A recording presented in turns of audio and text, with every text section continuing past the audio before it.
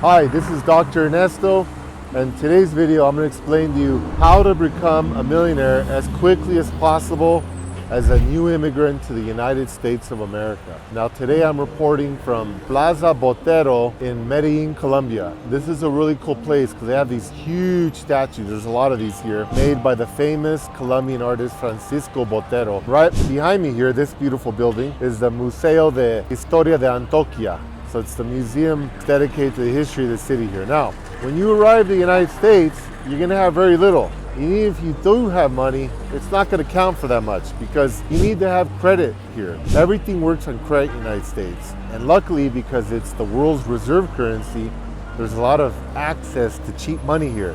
You need to cash in on the opportunity to make money on what they call OPP, other people's money. So the way you're gonna get access to loans and cheap interest rates is you're gonna be able to have to get these loans. If you don't have a credit history, you don't have work history, you don't have much of anything, you just arrive to the United States, it's gonna be hard. They're gonna want you to work for several years to build up a work history, to build up a good credit history, etc., etc. It's gonna take a while. So how do you get around all that stuff? Well, the way I did it was I went to school. I got out of school, I had no money, no credit, nothing, but I had a college degree. So I applied to buy some properties and the bank said, okay, well, send us a copy of your college degree. I said, oh, cool, because I didn't qualify. And everybody would tell me no, but I didn't know there's an inside way of doing this, a fast track. I sent them my college degree and they said, okay, you're qualified. I said, damn, okay. I bought some properties. The first two I bought, I paid like 160 grand. And I think right now they're worth about 1.5 million. So I made about 1.3 million on those first two, and that's in like the first,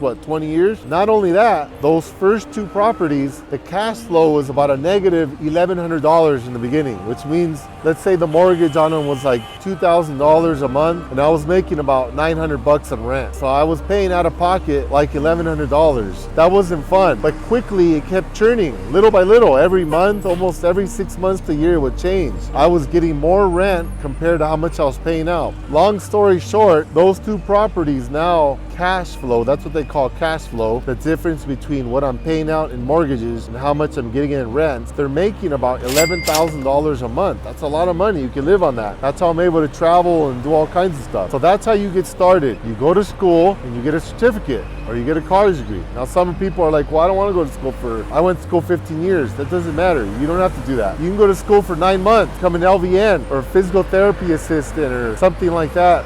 Even a medical assistant. You can become something in the healthcare field. You become a plumber, electrician. You can get a certificate in something that has a lot of value. So the bank looks at it and a human evaluates and says, okay, this guy is going to be making some cash. He's going to have steady income. There's a lot of demand, so he's not going to be out of work, and he's responsible. He was able to buckle down and go to school, he or she. So if you go to school, it shows a lot of very admirable traits that lenders are looking for. Remember, there's a human factor in all this. It's not just cash. It's this guy or girl have honor. They're gonna go to school, they have work ethic. You go to school, it shows that. So you're gonna be able to get loans. Now what happens? You buy a property, like I said, you buy two, let's say for 160, it goes up to 1.5 million. Now you have something called equity. It's called equity, 1.3 million. Now you can go to the bank and say, hey, look, I got 1.3 million equity here. Can you lend me some money based on that equity? They say, yeah, sure. They'll lend you some money. Then you buy another property. And you just keep doing it over and over. I have friends that have 40, 50 properties, have 50